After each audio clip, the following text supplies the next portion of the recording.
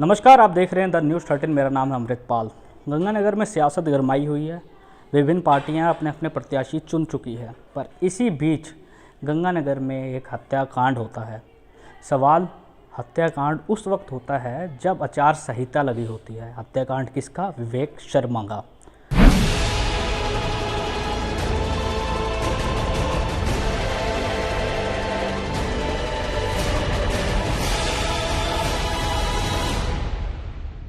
वो college president के election के उसने फार्म भरे थे, तब ये उसके संपर्क में आ गए। सुबह जब हम हॉस्पिटल में वहाँ चले गए, देखा तो वो हॉस्पिटल के अंदर खून था, लेकिन आज तक उन्होंने अभी तक कोई कार्रवाई नहीं करी। किसी के दबाव में, राजनीतिक दबाव में या और में उन्होंने इस केस को मतलब बिल्कुल ही वो कर दिया जी। अब ये दूसरा हमला है, अब इन्होंने इसकी जान ले ली। बाकी उसने ये कहा 25 जने और थे और उन्होंने डांटे मार रखे थे और वो बाइकों पे सवार थे। ऐसा माहौल जो अब इन 4-5 सालों में बना है ना, गुंडागर्दी का, नंगा नाच जो यहाँ इस शहर में हम देख रहे हैं, ऐसा पहले कभी नहीं देखा। और मैं यहाँ एक सप्ताह हो गया और मैं यहाँ देखती हूँ, यहाँ कोई 1000-2000 लेडीज भी आई है, जेंट्स भी आए हैं। किसी ने ये बताया नहीं, किसी ने ये नहीं कहा कि विवेक की कोई गलती है, कोई और है।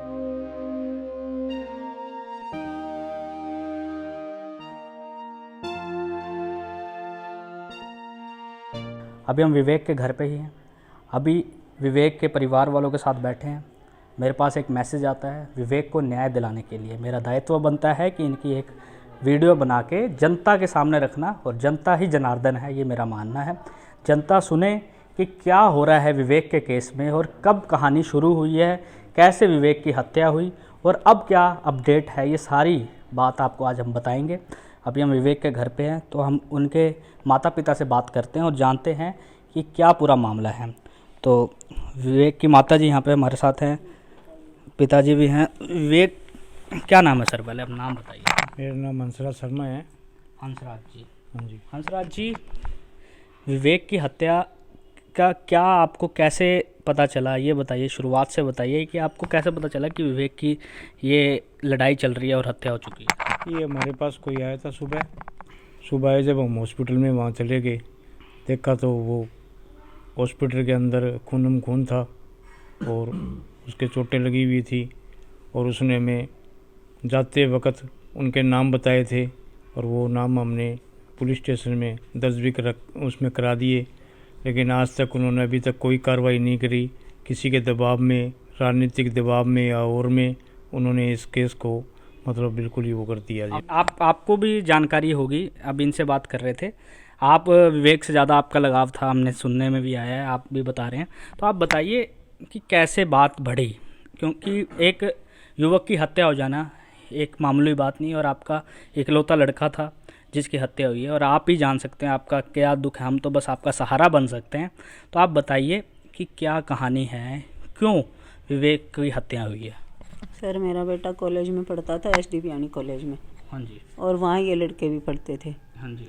तो वो कॉलेज प्रेसिडेंट के इलेक्शन के उसने फार्म भरे थे, तब ये उसके संपर्क में आ गए। इनकी दोस्ती नहीं थी उसके साथ पहले, उससे पहले कोई भी। एक शिवम शर्मा और नाम का लड़का है, उसके पीछे ही आए थे। और तब इन्होंने मतलब उसके इनके साथ बाद में विचार नहीं मिले और इनका आपस में कुछ मतलब मतभेद हो गया। तो उसकी रंजिश रखते रही है अभी तक।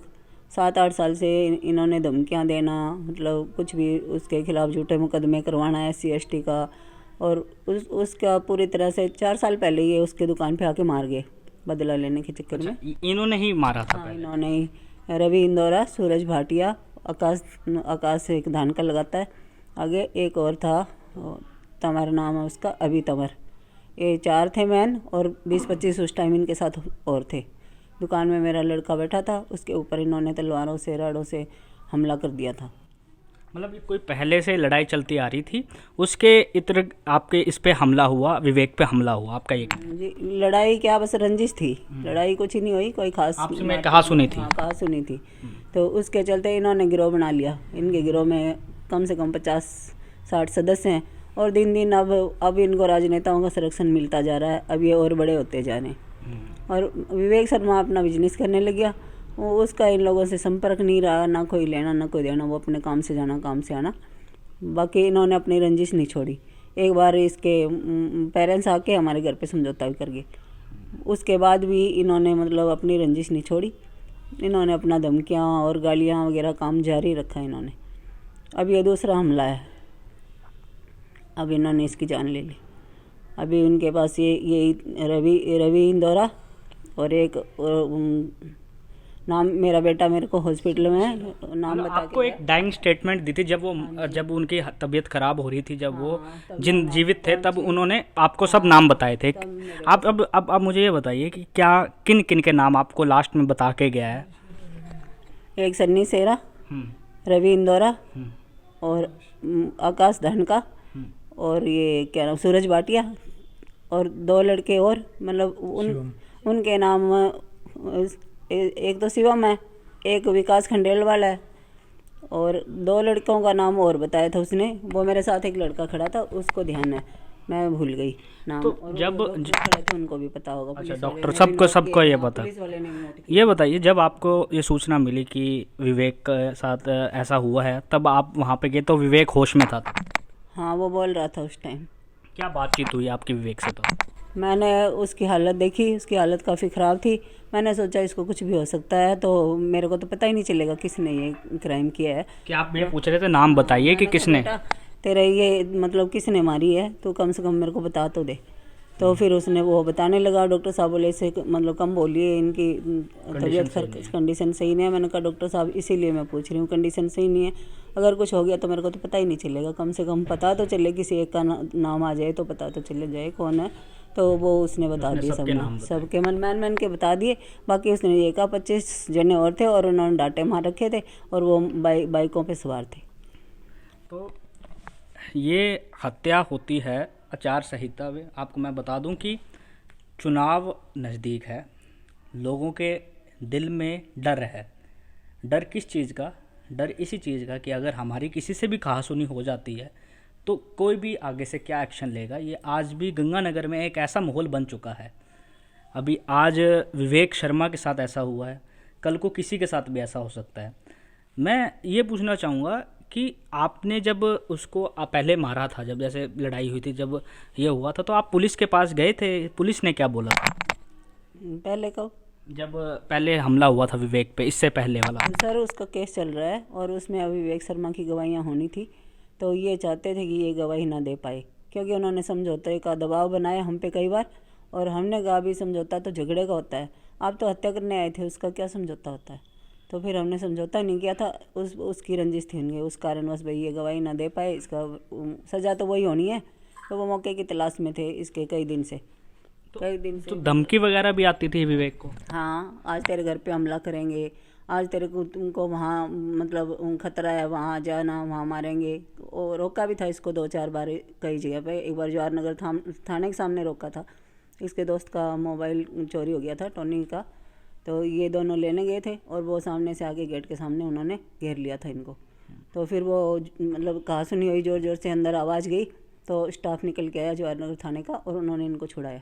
तो आपने पुलिस वालों को बताया कि विवेक को धमकियां आ रही हैं, कि विवेक को आप बताया? हाँ जी, मैं जवाहरनगर थाने में 2-3 एप्लीकेशन दी और जान से मारने की उन्होंने धमकी दे रखी थी। उन्होंने कोई कार्रवाई नहीं करी, पुलिस वालों ने 1% भी कार्रवाई नहीं करी। ये इसी का परिणाम हो गया कि ये आज, अगर तब कार्रवाई हो जाती, तब सुरक्षा दी जाती, तो आज ये नहीं होती। और ये आगे भी ऐसे खुले रहेंगे तो ये औरों के लिए भी चुनौती हैं। आज तो मेरा बेटा गया है, मान लो कल को और किसी के भी बेटे ऐसे जाएंगे खुले, जो सरेआम ये कत्ल कर रहे हैं। आगे भी ये इनका यही रुझान रहेगा, क्योंकि इन्होंने तो काम ही ऐसा करना है। सोचने वाली बात यह है कि धमकी जब दी जाती है तो सोच समझ कर दी जाती है। जो व्यक्ति दे रहा है उसके मन में भी कोई भावना होती है, पर जब पुलिस वालों के पास जब पीड़ित परिवार जाता है तो पुलिस वाला कोई एक्शन नहीं लेते, उसका परिणाम ही ये हादसे होते हैं। अभी चुनाव आ रहे हैं, सब माहौल चुनाव का बन रहा है। सुरक्षा जो एक मूलभूत अधिकार है हर नागरिक का, जो भारत में रहता है, जो पूरी दुनिया में रहता है, एक सुरक्षा तो एक मूलभूत अधिकार है। क्या कहना चाहेंगे जो नेता अभी आपको सारे कह रहे हैं कि हम भय मुक्त गंगानगर बनाएंगे, अराजकता मुक्त गंगानगर बनाएंगे, उनके लिए आप क्या कहना चाहेंगे? लगभग हम 35 साल से यहाँ रह रहे हैं।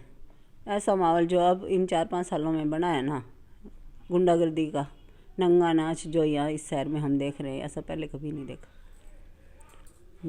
4-5 साल से शहर का इतना बुरा हाल हो चुका है, पुलिस सुनवाई नहीं करती है और नेताओं के इनको संरक्षण है और सारे आम गोलियां चल रही हैं। अभी भी देख लो, उनको किसी ने पकड़ा नहीं, मैन है जो फरार है। नहीं, अब जो 5 जाने मेन हैं, अब मैं बात मुद्दे पे आता हूँ कि क्या उन पे कार्रवाई नहीं हो रही? आप क्यों असंतुष्ट हैं कि क्या कार्रवाई नहीं हो रही? क्या मेन मुद्दा क्या है? सर, उन पुलिस वालों ने हमें पूरा आश्वासन दिया था कि भाई आप इसका संस्कार कर दो और हम इनको। आपने पहले प्रोटेस्ट किया कि हम शव नहीं लेंगे जब तक आप उनको पकड़ते नहीं है, तो आपको आश्वासन दिया गया था कि 3 दिन में इनको पकड़ लिया जाएगा, हम इनको गिरफ्तार करेंगे और आपको रिजल्ट मिलेगा। लेकिन आज कम से कम 1 सप्ताह हो चुका है, अभी तक मैन मुजरिम कोई भी नहीं पकड़ा गया है। और वो मेन मुजरिम गंगानगर में है या फिर बाहर फरार हैं? आपको क्यों लगता है कि वो पकड़े क्यों नहीं जा रहे? सर, गंगानगर से ज़्यादा सुरक्षित वो कहीं भी नहीं है, क्योंकि उनको जो संरक्षण यहाँ मिल रहा है वो कहाँ मिलेगा बाहर। वो यहीं है, शहर में ही है, छुपे हुए हैं। जब उनका मन करेगा तो उनको पेश कर देंगे। एक सवाल लॉ एंड ऑर्डर का उठता है। टोनी विवेक का बेस्ट फ्रेंड था। टोनी जी, आपका ही मैसेज आया था मेरे पास, ये बताइए आपको ऐसा क्यों लगा कि विवेक को न्याय नहीं मिल रहा है? जी, न्याय तो इसको मिलना होता तो इसमें 2-3 मुकदमों में तो ये बिना मतलब कि जेल काट के है, जिसमें मतलब ये था ही नहीं। मतलब हमने तो आपसी रंजिश के कारण इनके साथ ही जो जिनके साथ लड़ाई हाँ, इन्हीं के साथ ही आपसी रंजिश के कारण ही इन्होंने झूठे मुकदमे डाल दिए इसके ऊपर, जबकि हमने सबूत तक पेश किए थे कि वो इन लड़ाई में था ही नहीं, पर फिर भी उन मुकदमों में ये जेल काट के आया। नहीं तो अब आपको ऐसा क्यों लग रहा है कि इनजस्टिस हो रहा है? तो अब तो आपके सामने 1 सप्ताह हो गया, अभी तक उनकी मतलब गिरफ्तारियाँ नहीं हुई हैं। आप इन्होंने मेन नाम बताए, आप भी ये कह रहे हैं कि आप भी वहीं मौजूद थे जब विवेक की डेथ हो रही थी, तो आप ये बताइए कि आपको भी यही नाम बताए थे विवेक ने? जी, मुझे भी यही नाम बताए थे उसने। तो ये 5 इंसान अभी बाहर घूम रहे हैं? बिल्कुल, मैंने तो देखा नहीं कि उनको अरेस्ट किया हो। उन्होंने तो जो 6 अरेस्ट किए हैं उनमें से तो हम किसी को जानते भी नहीं हैं। जो 6 लोग आप अरेस्ट किए, जो अरेस्ट किए उनको हम नहीं जानते वो कौन है। हमने पुलिस वालों से भी बात कर रही और पुलिस वालों ने माइक के सामने बोलने से तो इनकार कर दिया, पर उनका ये कहना था कि हम अभी आरोपियों की जांच कर रहे हैं, हम गिरफ्तारी लेंगे और जल्द से जल्द गिरफ्तार होंगे। पर सवाल ये उठता है कि कब तक परिवार इंतज़ार करे, कब तक परिवार के जख्मों पे मरहम लगेगा? सबसे बड़ा सवाल ये है कि आचार संहिता के बावजूद पूरा प्रशासन ब्यूरोक्रेसी के हाथ में है, पूरा प्रशासन नेताओं से पावर छीनकर ब्यूरोक्रेसी के पास आ चुकी है, फिर भी ऐसे हत्याकांड होते हैं। तो इसका जवाबदेही किसकी? क्यों कार्रवाई नहीं हो रही? ये एक सवाल, एक क्वेश्चन मार्क के आपके सामने है। तो ऐसी तमाम बड़ी खबरों के लिए आपने भी बोलना है?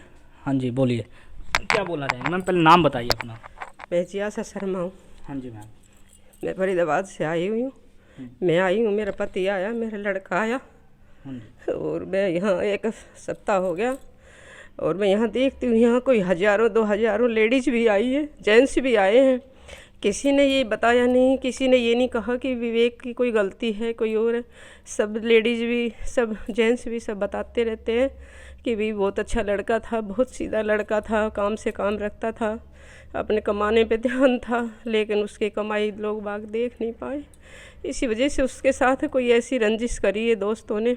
बाकी लड़का बहुत अच्छा था। हर लेडीज़ यही कहती रहती है। मैं 1 सप्ताह से यहाँ यही सुन रही हूँ और मैं क्या बोल सकती हूँ। दुख जाहिर आप देख सकते हैं कि दुख अभी भी है और ये ज़िंदगी भर रहेगा। जिसका व्यक्ति जाता है, जिस घर से व्यक्ति जाता है, उन्हीं को एहसास होता है। मैं फिर कह रहा हूँ, हम सहारा देने वाले हैं। तो ऐसे ही तमाम बड़ी खबरों के लिए बने रहिए द न्यूज़ 13 के साथ और ये वीडियो आप शेयर कीजिए, क्योंकि इनको न्याय दिलवाना गंगानगर की जनता के हाथ में है। तो ये वीडियो आप शेयर करिए, जितनी शेयर कर सकते हैं, और उस व्यक्ति तक पहुंचाइए जो इनको न्याय दिला सकता है।